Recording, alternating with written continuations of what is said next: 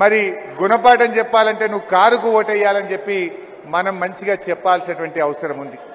ఈ విషయాన్ని ప్రజల్లో బాగా తీసుకుపోండి.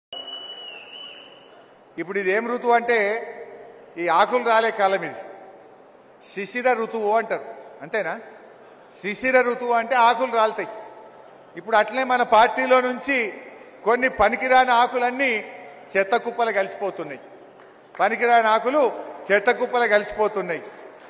ఒకటే ఉంటుంది, ఆకులు పోయినాక వచ్చేది ఏముంటుంది? చిగురు పెట్టదా పెట్టదా? మూలమంత్రం మాత్రం స్థిరంగా ఉంటుంది. ఆకులు పోయిన తర్వాత మళ్ళీ కొత్త చిగురు వస్తుంది, మళ్ళీ ఆ చెట్టు మళ్ళా వికసిస్తుంది. రేపు కూడా కొన్ని పనికిరాని కొన్ని ఆకులు పోయినట్టు కొంతమంది నాయకులు పోవచ్చు, కానీ బీఆర్ఎస్ పార్టీ మాత్రం తెలంగాణ రాష్ట్రం ఉన్నంత కాలం బీఆర్ఎస్ పార్టీ ఉంటది ఈ గడ్డ మీద. బీఆర్ఎస్ పార్టీ తెలంగాణ ప్రజల కోసం, ఈ ప్రాంతం కోసం పనిచేసేటువంటి పార్టీ బీఆర్ఎస్ పార్టీ. అసలు రేవంత్ రెడ్డి